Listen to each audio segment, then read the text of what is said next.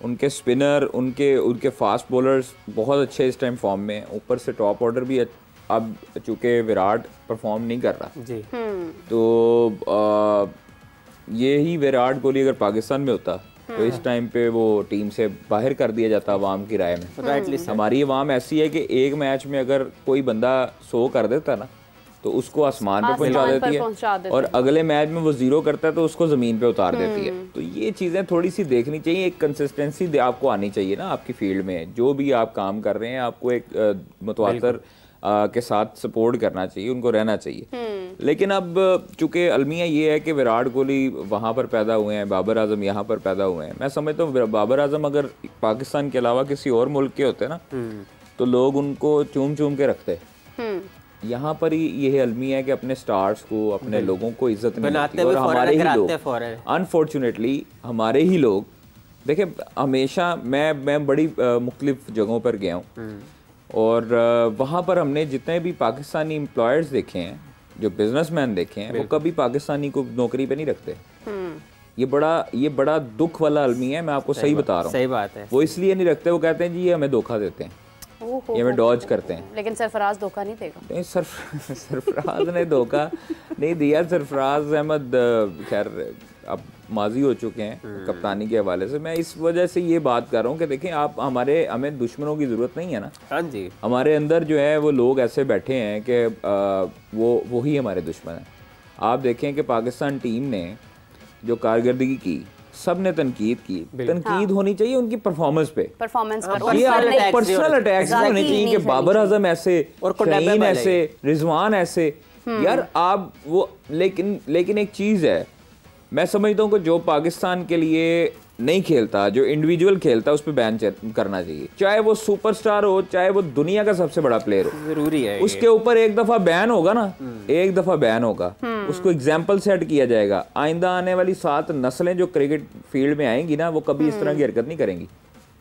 ठीक है, आप लोग क्या करते हैं कि हमारा जो है ना वो सुपरस्टार ये सुपरस्टार जो है ना प्लेयर पावर। अच्छा कादिर भाई, आपको याद होगा कि 2018 में जो है वो जब बॉल टैपरिंग का इशू हुआ था ऑस्ट्रेलियन साइड में, एक साल का बैन लगा था डेविड वार्नर पे और स्टीव स्मिथ पे भी और एबट पे भी। तो उस पर फिर उसके बाद जब स्टीव स्मिथ की जो कॉन्फ्रेंस थी और जिस तरह वो रोए थे और एडमिट किया था, अब देखो उन्होंने अपनी गलती को एक्सेप्ट किया था और रोए थे, और एक स्पिरिट ऑफ क्रिकेट की एक रिफ्लेक्शन नजर आ रही थी कि वो ही फेल्ट गिल्टी। तो इस पर आप क्या कहेंगे? यानी ये देखे ना, एग्जाम्पल सेट की उन्होंने और फिर कम बैक किया, बिला का कम बैक कर दिया उन्होंने। देखें यहाँ पर जो है ना गिल्टी मुबशर लुकमान साहब वाली नहीं, मैं उस बैटर पे मैं नहीं गिल्टी वगैरह ना यहाँ पर फील नहीं करते हैं कोई भी। मतलब इनको शर्मिंदगी नहीं होती है माजरत के साथ। यहाँ पर सिर्फ हमें डॉलर्स चाहिए और पैसा चाहिए और रैंकिंग्स नहीं। रैंकिंग्स का जो है ना वो देखें, अब प्लेयर पावर ऐसी हो गई हुई है। रमीज राजा के दौर में प्लेयर पावर ने जन्म लिया था, उससे पहले प्लेयर पावर नहीं थी, उससे पहले बोर्ड पावर था।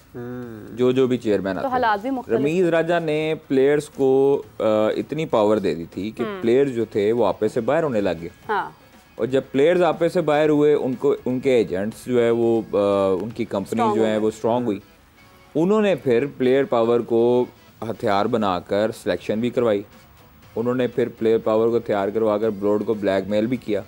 गुज़श्ता जो सेंट्रल कॉन्ट्रैक्ट हुआ था उसमें क्या तमाशे हुए थे वो सब पता है हमें।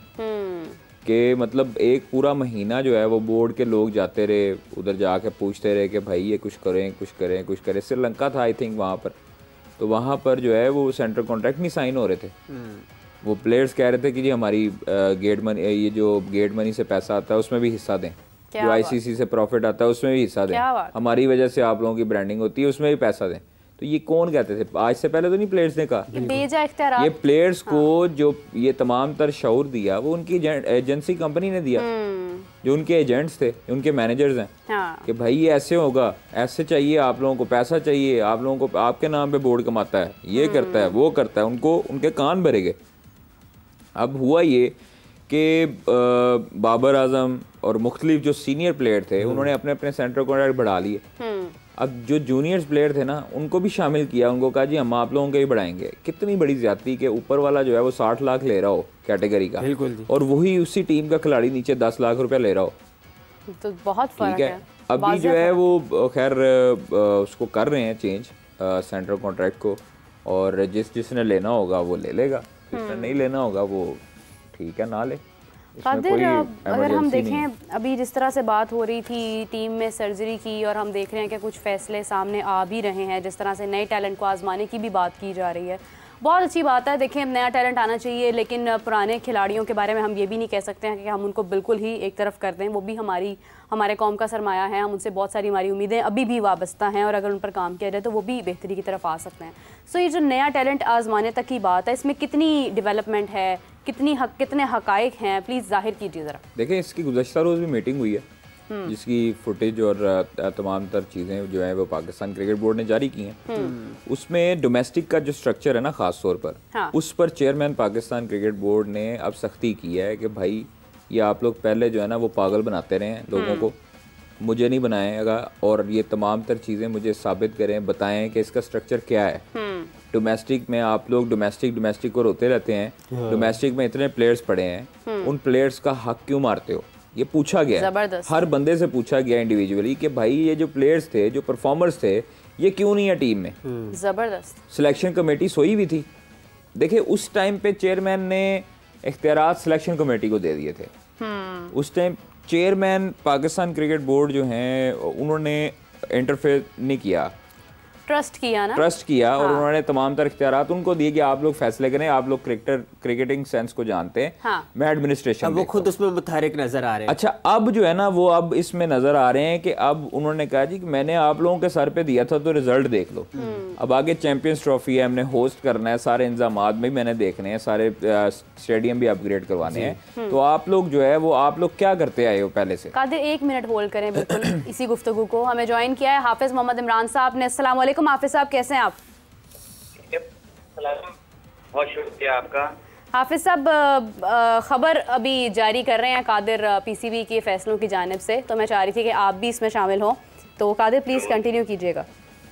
देखिए डोमेस्टिक जो स्ट्रक्चर है ना उसका हम लोग हाफिज साहब भी करते रहे, हम लोग भी अपने प्रोग्राम में करते रहे कि यार इनके साथ ज्यादती क्यों होती है। हाँ, हमेशा जो प्लेयर्स हैं, जो प्लेयर्स बेचारे डोमेस्टिक में सारा दिन गर्मी में परफॉर्मेंस देते रहते हैं, अपना पूरा सीज़न लगाते हैं, अपनी मेहनत करते हैं, अपनी जो मुख्तलिफ चीज़ों को फैमिलीज़ को छोड़ के आते हैं, तो ये इंटरनेशनल खिलाड़ी तो नहीं आते डोमेस्टिक खेलने, ये तो अपने टूर्स पे रहते हैं, तो सिलेक्ट जो है वो दूसरे खिलाड़ी हो जाते हैं, डोमेस्टिक के परफॉर्मर्स जो हैं वो उसी तरह रह जाते हैं।